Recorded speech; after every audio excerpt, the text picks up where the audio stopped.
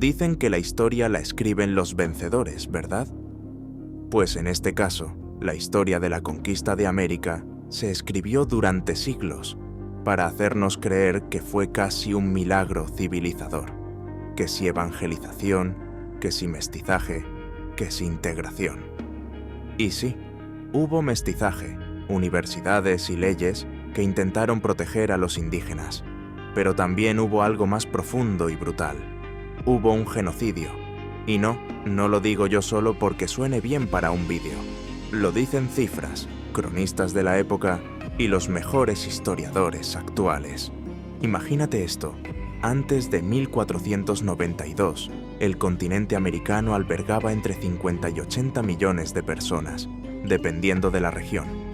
Grandes civilizaciones, los mexicas, los incas, los mayas, taínos en el Caribe, mapuches en el sur. Un siglo después, México había pasado de 25 millones a menos de 2 millones. El Caribe quedó prácticamente despoblado. En total, la población indígena se redujo en más del 90% en muchas zonas. Sí, una parte enorme se debió a enfermedades europeas como la viruela. Nadie lo niega. Pero como recuerda David Stannard en American Holocaust, no podemos culparlo todo a los virus, porque las enfermedades viajaron junto a la espada y el látigo. En Cholula, Hernán Cortés masacró a miles de personas en unas horas. En Potosí, durante siglos, millones de indígenas murieron literalmente dentro de la mina más rica del mundo. La boca del infierno, la llamaban. Antonio Escootado o Eduardo Galeano recogen que allí se calcula la muerte de unos 8 millones de personas por la mita y la encomienda. Y todo esto no eran accidentes, era un sistema que forzaba a pueblos enteros a abandonar sus tierras, trabajar como esclavos, perder su lengua, su religión y hasta su propia forma de enterrar a sus muertos.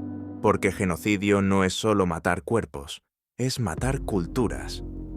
Tzvetan Todorov, en La conquista de América, lo explica clarísimo. Los conquistadores no solo destruían templos, también quemaban códices, borraban dioses, arrasaban idiomas.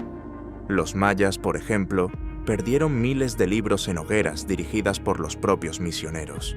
Se restablecieron catedrales y universidades, sí, pero se cerraron caminos enteros de saber.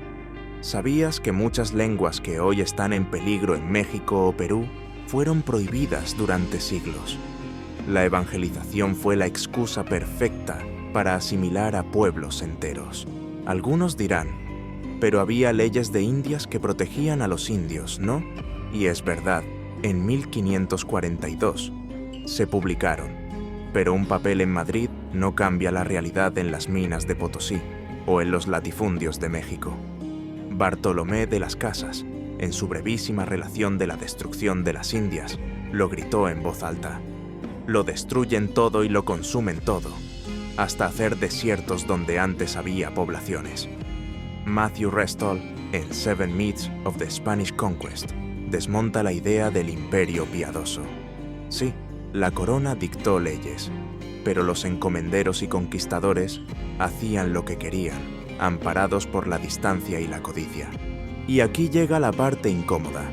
Muchos dicen que todo esto es la famosa leyenda negra, exageraciones de ingleses y protestantes para desprestigiar a España. Pero ¿sabes qué? A veces la propaganda se sostiene sobre hechos reales. Porque, ¿qué sentido tiene negar el genocidio cuando las propias cifras, crónicas y testimonios nos muestran la magnitud del desastre? Michel Rolf Trouillot, en Silenciando el pasado, dice que los imperios compiten para ser los menos malos en la historia oficial.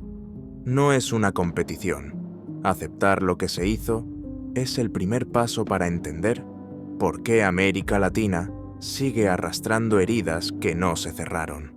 Reconocer que hubo un genocidio no es odiar nuestra historia. Es dejar de romantizar un relato épico que solo cuenta la parte que conviene.